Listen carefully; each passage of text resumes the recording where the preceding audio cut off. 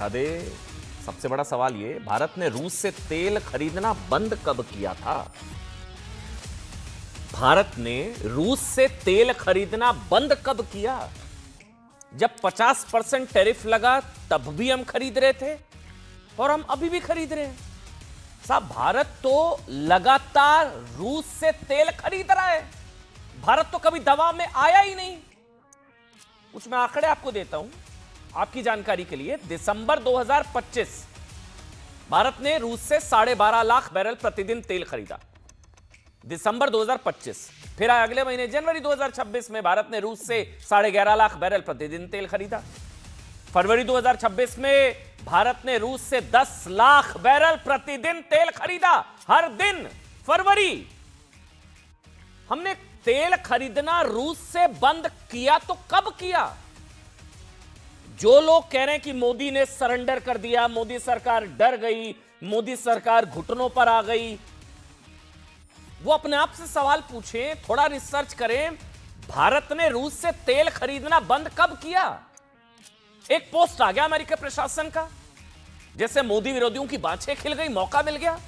Trump प्रशासन ने एक पोस्ट किया, कहा कि अमेरिका रूसी तेल खरीदने पर भारत को 30 दिनों की छूट दे रहा है। यह छूट इसलिए क्योंकि ईरान ने तेल की सप्लाई चेन तोड़ने की कोशिश की है, छूट दे रहा है। अब इसी के बाद कांग्रेस, आम आदमी पार्टी, समाजवादी पार्टी, आरजेडी ने कहकर हंगामा मचाना शुरू कर दिया। मोदी सरकार का सरेंडर हो गया, संप्रभुता को से समझौता कर लिया, अपनी सरकार गिरवी कर दी, डिप्लोमेसी का क्या हो गया, गुलाम बन गया, मोदी कठपुतली, ये वो। हमने रिसर्च किया, हमें पता लगा हमने तो तेल खरीदना बंद ही नहीं किया, हम तो लगातार खरीद रहे हैं।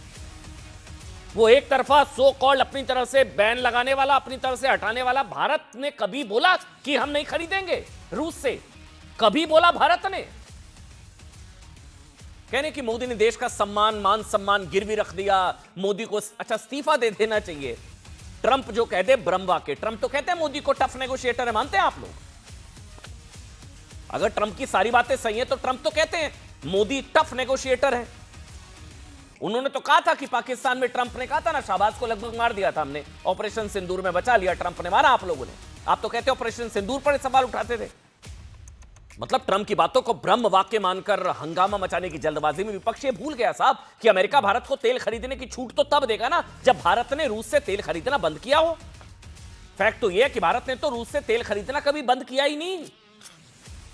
अच्छा, फिर भी अगर आपको लग रहा है कि ट्रंप प्रशासन छूट की बात फिर क्यों कर रहा है, तो इसको ऐसे समझिए साहब, ट्रंप को पता था भारत अपने हितों से समझौता करेगा नहीं।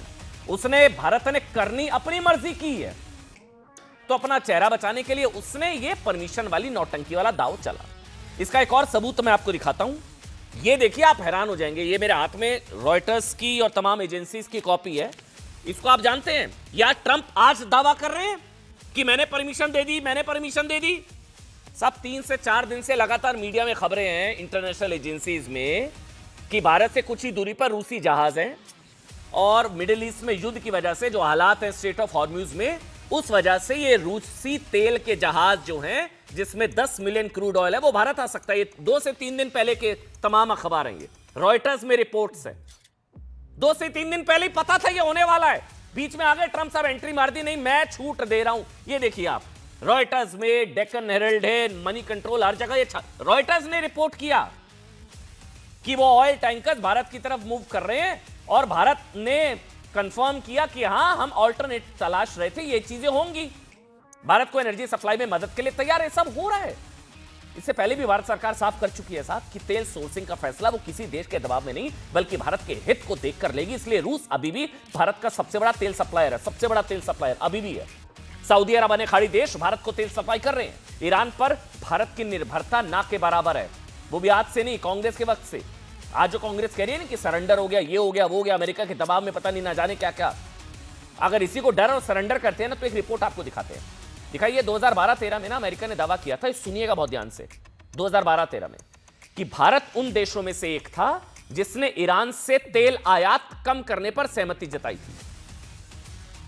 आप बताइए, ये डर था, सरेंडर था उस वक्त की सरकार, यूपीए सरकार, कांग्रेस ने सरेंडर कर दिया अमेरिका के आगे, क्योंकि अमेरिका की तरफ से नोट आया था जिसमें था कि ये भारत उन देशों में से जिसने ईरान से तेल आयात करने में सहमति जताई।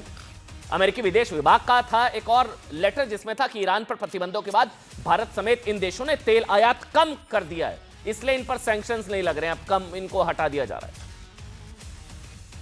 बावजूद इसके कांग्रेस क्या कह रही है, सुप्रिया श्रीनेत से लेकर पूरी कांग्रेस पार्टी कैसे हमला बोल रही है, एक बार आपको सुनाते हैं, फिर डिबेट शुरू करें। पहले बयानों को सुनिए, सुनिए।